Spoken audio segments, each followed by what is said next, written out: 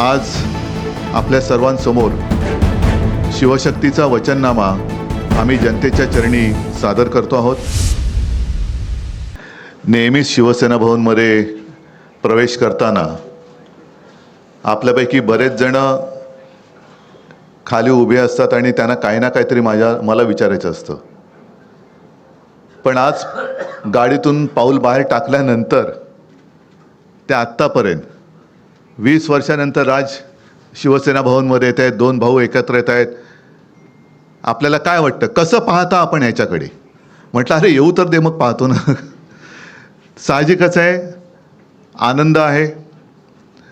एक संपूर्ण महाराष्ट्रामध्ये नवं चैतन्य सळसळतं आहे आणि आज आपल्या सर्वांसमोर शिवशक्तीचा वचननामा आम्ही जनतेच्या चरणी सादर करतो आहोत। या शिवशक्तीमध्ये शिवसेना आहे, महाराष्ट्र नवनिर्माण सेना आहे, शरद पवार साहेबांचा पक्ष जो त्यांचाच ओरिजिनल आहे, राष्ट्रवादी आहे, त्यांच्याकडनं विद्याताई आलेल्या आहेत आणि त्यांचेसुद्धा प्रतिनिधी, म्हणजे असं नका विचारू की राष्ट्रवादीकडनं कोण आलेले आहे की नाही, आलेले आहेत। आणि हा वचननामा आपल्या माध्यमातून जनतेच्या चरणी सादर केलेला आहे। बोलण्यासारखं बरंच काही आहे। आपल्या प्रश्नातनं जसं राज म्हणाले तसं आम्ही उत्तर देऊच।